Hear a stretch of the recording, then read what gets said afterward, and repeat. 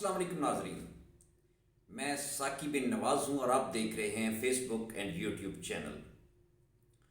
معزز دوستو، دنیا کے اندر ایک سسٹم ہے کہ جب کسی بھی بڑے موسٹ کرمنل یا بڑے مجرم کو اس کے انجام تک پہنچانا ہوتا ہے تو سب سے پہلے اس کا ڈیتھ وارنٹ جاری ہوتا ہے اور اس مجرم کو کال کوٹھڑی میں بند، جو سزائے موت کا آلریڈی مجرم ہوتا ہے، اس کو پہلے سے کم و بیش 1 ماہ پہلے اس کو بتا دیا جاتا ہے کہ فلاں دن تمہارا موت کا مقرر ہو چکا ہے۔ اور پھر وہ دھیرے دھیرے وہ دن آتا جاتا ہے، لیکن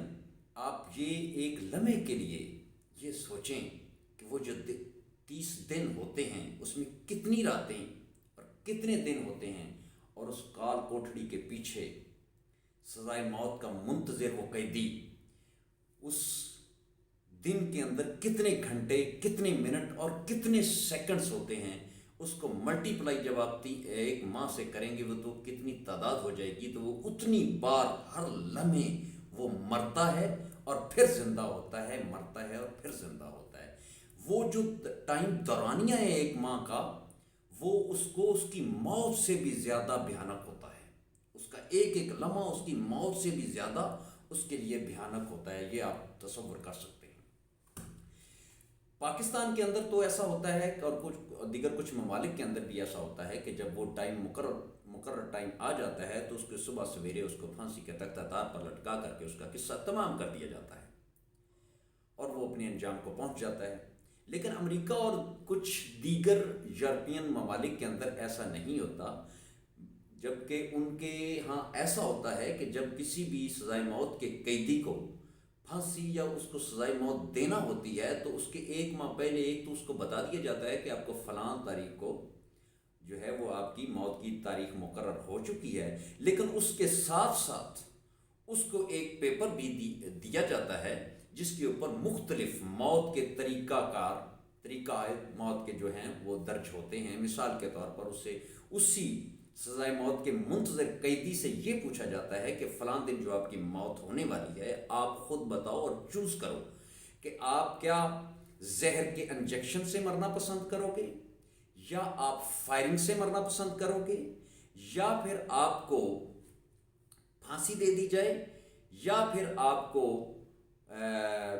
بجلی کے جھٹکوں سے یا کسی دوسرے طریقے سے۔ اس طرح کے مختلف طریقے ہوتے ہیں، یہ اس کو بتائے جاتے ہیں کہ یہ سارے جو مجوزہ طریقے ہیں ان میں سے ایک طریقے کو چوائس کرو اور ہمیں بتاؤ کہ تمہیں کس طریقے کے ساتھ مارا جائے۔ یعنی کہ اس کو اپنی موت کا طریقہ چوز کرنے کا اس قیدی کو وہاں پہ حق دیا جاتا ہے۔ پھر وہ ان طریقوں میں سے اپنی پسند کا ایک طریقہ چوز کرتا ہے کہ مجھے اس طریقے سے مارا جائے، اس بات کو مد نظر رکھ کر کے کہ مجھے اس طریقے سے اگر مارا جائے گا تو میری باڈی کو اذیت کم پہنچے گی اور جلدی میں مر جاؤں گا، میری جان نکل جائے گی، تو یہ طریقہ میرے لیے بہتر ہے۔ پھر وہ اس طریقے کے مطابق اس کو اس ڈیٹ کے اوپر مار دیتے ہیں۔ میں یہ بات اس لیے کر رہا ہوں، جو بات میں نے کی ہے وہ فقط اس لیے کی ہے کہ آج کی جو ہماری موجودہ گورنمنٹ ہے، پی ڈی ایم سرکار، اس وقت یہ بالکل اس پوزیشن میں جا چکی ہے اپنے کرتوت اور شامت اعمال کی وجہ سے، یہ بالکل اسی پوزیشن میں، اسی جگہ پہ جا چکی ہے کہ یہ جو سزائے موت کا قیدی جو منتظر ہوتا ہے نا، جس کی ڈیٹ مقرر ہو چکی ہوتی ہے، تو ان کی بھی پولیٹیکلی موت مقرر ہو چکی ہے اور یہ اس سزائے موت کے قیدی کی طرح اب اس کال کوٹھڑی میں بند اپنی سیاسی موت کا انتظار کر رہے ہیں۔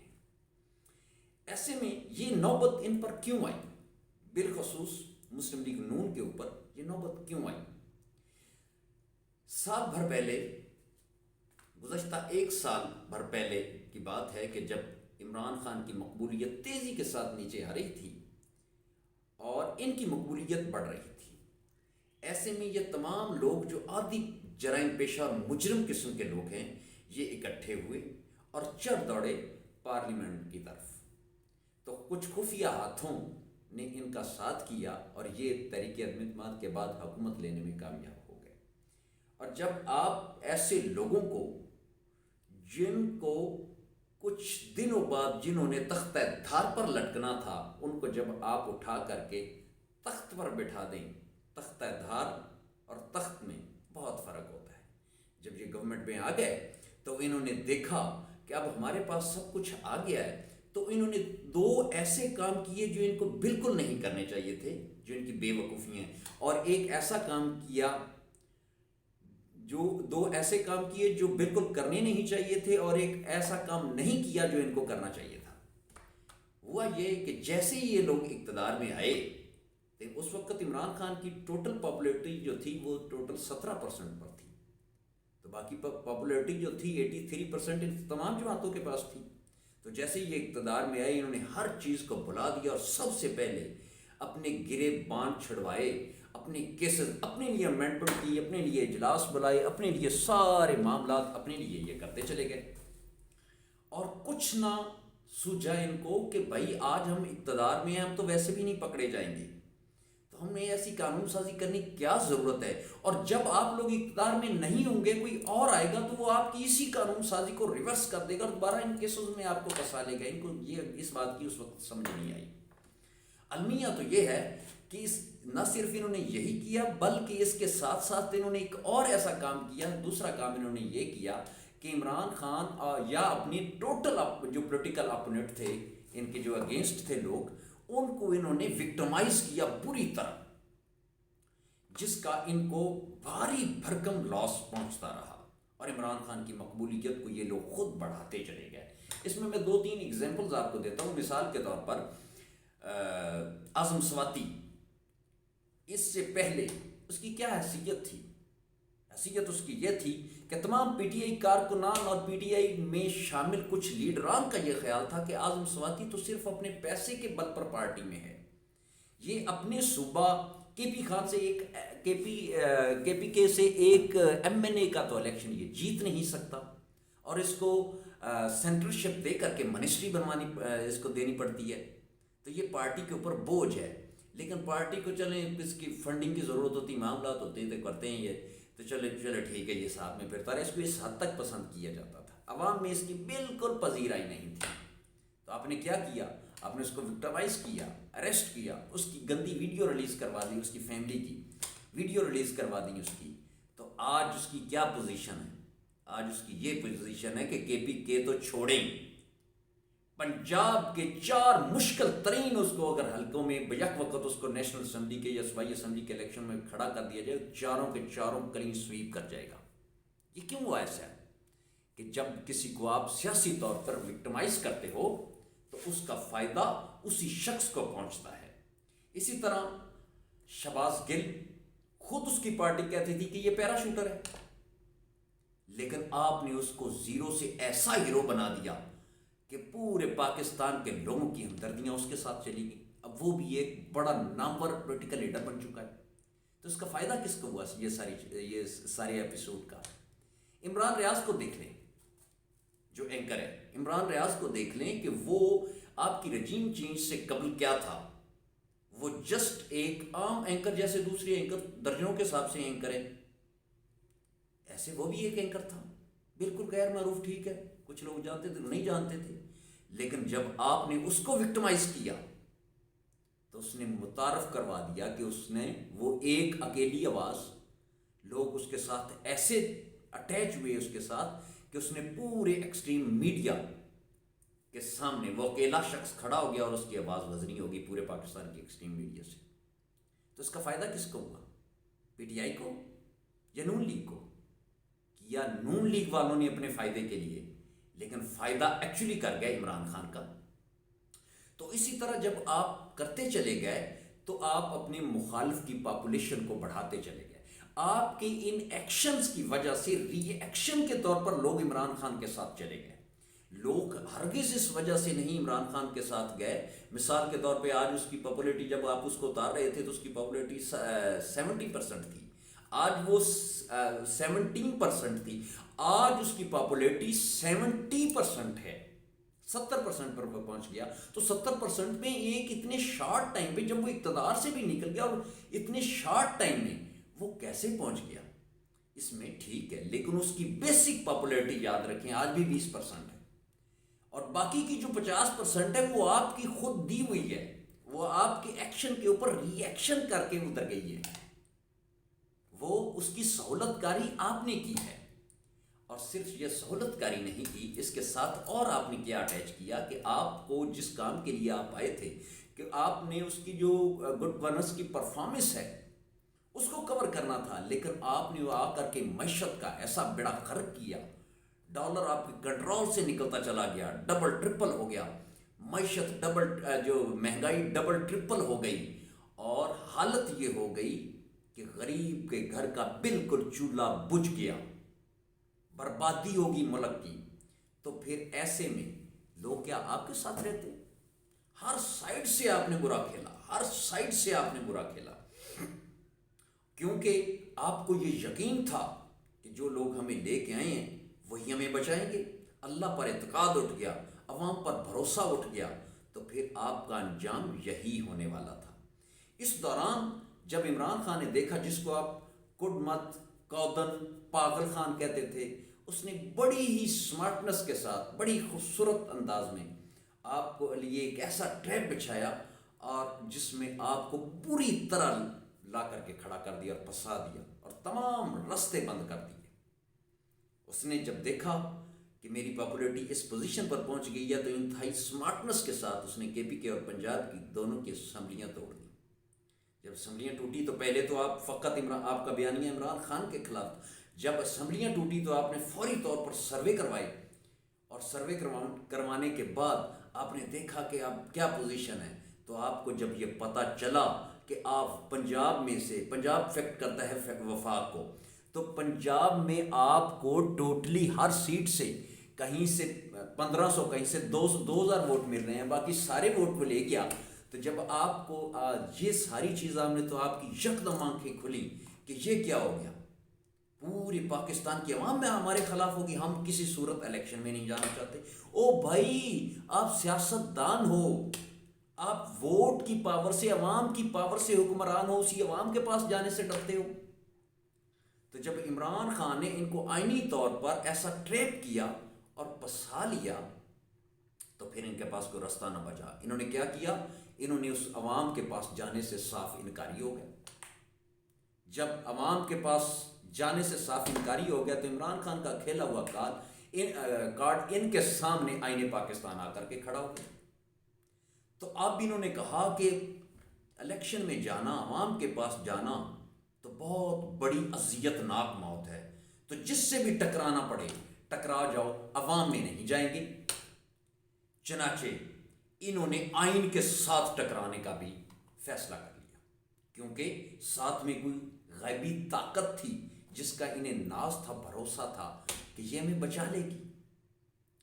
عوام کے غیظ و غضب سے بچا لے گی، یہ ہمیں آئین کو توڑنے سے بھی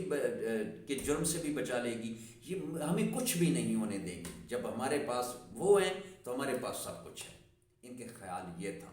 جب آئین کے ساتھ ٹکرا گئے اور آئین کو توڑنے کی کوشش کی، تو آئین کی پروٹیکشن میں سپریم کورٹ سامنے آ گئی، ان کی ذمہ داری تھی، سپریم کورٹ سامنے آ گئی۔ تو پھر انہوں نے کیا سوچا کہ اب کیا کریں؟ کیا چپ چاپ تسلیم کرتے ہوئے، آئین کو تسلیم کرتے ہوئے، سپریم کورٹ کو تسلیم کرتے ہوئے کیا الیکشن میں چلے جائیں؟ لیکن الیکشن سے ان کو اتنا زیادہ خوف آیا، اور وہ ان کو اپنی سیاسی موت اتنی بری اور اذیت ناک لگی کہ انہوں نے مل بیٹھ کے فیصلہ کیا کہ کچھ بھی ہو جائے، اس موت کو تو ہم قبول نہیں کریں گے، ہمیں یہاں پر چاہیے وہ امریکہ والی چوزنگ پوزیشن۔ ہم کیا کریں گے؟ ہم عوام کے پاس جا کر کے آگ کے کنویں میں چھلانگ نہیں لگائیں گے، ہم ٹکراتے ہیں عدلیہ کے ساتھ بھی، اور اس طرح سے عدلیہ ہمیں الیکشن تو کروائے گی اپنی ڈیٹ پہ، لیکن اس سے پہلے جب ہم اس سے ٹکرا جائیں گے تو عدلیہ ہمیں نااہل کر دے گی، پوری کیبنٹ کو نااہل کر دے گی، اور ہم 5 سال کے لیے نااہل ہو جائیں گے، تو کم از کم ہمارے پاس ایک بیانیہ تو بچے گا، یعنی کہ ہم قومے میں چلے جائیں گے اور مستقل طور پہ 1500 2000 ووٹ لے کر کے مستقل کسی گہری قبر، سیاسی طور پر گہری قبر میں نہیں چلے جائیں گے، سیاسی طور پہ قومے میں چلے جائیں گے۔ 5 سال کے لیے سپریم کورٹ میں نااہل کر دے گی تو ہم یہ کہیں گے کہ جی ہمیں تو سپریم کورٹ نے زیادتی کر لی، اگر ہم خود الیکشن لڑتے، ہماری میجر پارٹی لیڈرشپ تو نااہل ہوگی، اگر وہ خود الیکشن لڑتی تو ایسا ہو جاتا ایسا ہو جاتا، ہمیں وکٹمائز کیا گیا، ہمیں فلاں کیا گیا، ہمیں ڈمکاں کیا گیا، ایک ایسا نیریٹو میٹنگ۔ اس کے لیے انہوں نے میٹنگ کی اور حتمی فیصلہ کیا کہ ٹکراؤ جاؤ سپریم کورٹ کے ساتھ، عوام کے پاس تو جانا نہیں، ہم نے تو جانا نہیں ہے، کوئی اور الیکشن پھر لڑ لیں گے، ہم سپریم کورٹ کے ہاتھوں مرنا چاہیں گے، عوام کے ہاتھوں مرنا نہیں چاہیں گے۔ اس کے لیے سب سے پہلے تو انہوں نے پارلیمنٹ کے اندر، نیشنل اسمبلی کے اندر اور سینٹ کے اندر سپریم کورٹ سے ٹکرانے کا فیصلہ کیا، سپریم کورٹ کو تبرہ بازی، یہ دے وہ دے، گالی گلوچ تک کی نوبت چلی گئی اور ہر لحاظ سے مغلظات بکنے شروع کر دیے۔ جب سپریم کورٹ بہت جو ہے نا وہ قابل ہے، آنریبل ججز اور specially chief justice of Pakistan, جب انہوں نے بھانپ لیا کہ یہ لوگ کیا چاہ رہے ہیں تو انہوں نے بھی انتہائی سمارٹنس کے ساتھ، انتہائی خوبصورتی کے ساتھ ان کے ساری مغلظات کو، ان کی بکواس بازی کو اگنور کر دیا۔ پھر انہوں نے کہا کہ سپریم کورٹ تو ہمیں طلب ہی نہیں کر رہی، سپریم کورٹ تو ہمیں سزا دینے کو تیار نہیں ہے، ہم جو بھی کریں۔ پھر انہوں نے اسمبلی کے باہر وہی بک بک جلسوں میں تصویریں دکھا کر کے بعد دوسری پریس کانفرنس کے ہر جگہ پہ مغلظات، گالی گلوچ اور تبرہ بازی سپریم کورٹ کو کرنا شروع کر دی۔ لیکن اس کے باوجود میں حیران ہوں سپریم کورٹ کے اس بردباری اور تحمل پر کہ وہ کتنی میچورٹی اور دانش مندی کا ثبوت دے رہے ہیں کہ وہ یہ کہہ رہے ہیں کہ ہم برداشت کریں، ہم جو کچھ مرضی کر دیں، ہم تمہاری مرضی کی موت نہیں ماریں گے، قانون کی مرضی کی موت تمہیں دی جائے گی، تمہیں واپس عوام کے پاس جانا پڑے گا، وہی تمہاری درگٹ بنائیں گے اور تمہاری سیاسی قبر کھودی پڑی ہے، اس لیے تم وہی جاؤ گے۔ یہ بعد میں دیکھ لیں گے کہ تم ہمارے ساتھ کیسے کیسے بات، کس ٹون میں بات کرتے ہو، یہ بعد میں دیکھ لیں گے، فی الحال آپ ہمیں ننگی گالیاں بھی دے دو تو ہم تمہیں نہیں پوچھیں گے، ہم آئین پر عمل کروائیں گے۔ اب یہ لوگ کیا چاہتے ہیں؟